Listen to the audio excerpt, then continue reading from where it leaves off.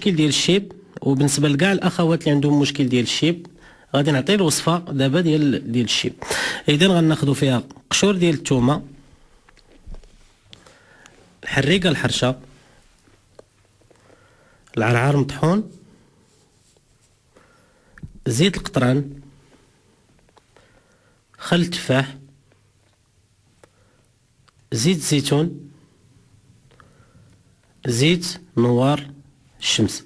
اذا هذه المكونات غادي نعاودوا نذكروا بها بالمقادير. نعم. قشور الثومه كناخذوا 10 ديال الثومات، كنحيدوا لهم القشور ديالهم، ماشي الثومات، كناخذوا غير القشور ديال الثومه وكنحطوهم، كنزيدوا عليهم 2 معالق كبار ديال الحريقه الحرشه مطحونه، المطحونه او وراق ماشي مشكل، معلقه كبيره ديال العرعار مطحون او هكاك عشوب كيكونوا كيتباعوا حتى هما بوحدهم ماشي مشكل، زيت ديال القطران 3 ديال المعالق كبار، خل التفاح نص كاس صغير،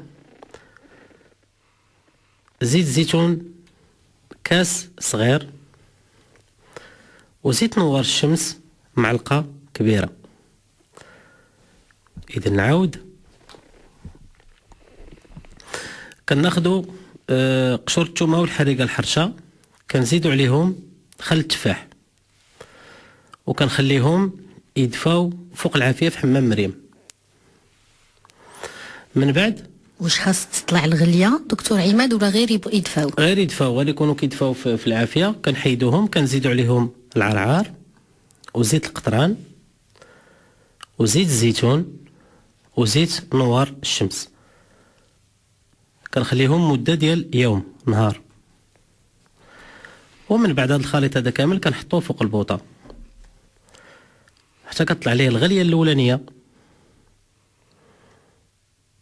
ومن بعد كنصفيوه في شي قرعه اللي ما كتكونش كتدخل لينا اشعه الشمس، يعني تكون قرعه لونها مغموق.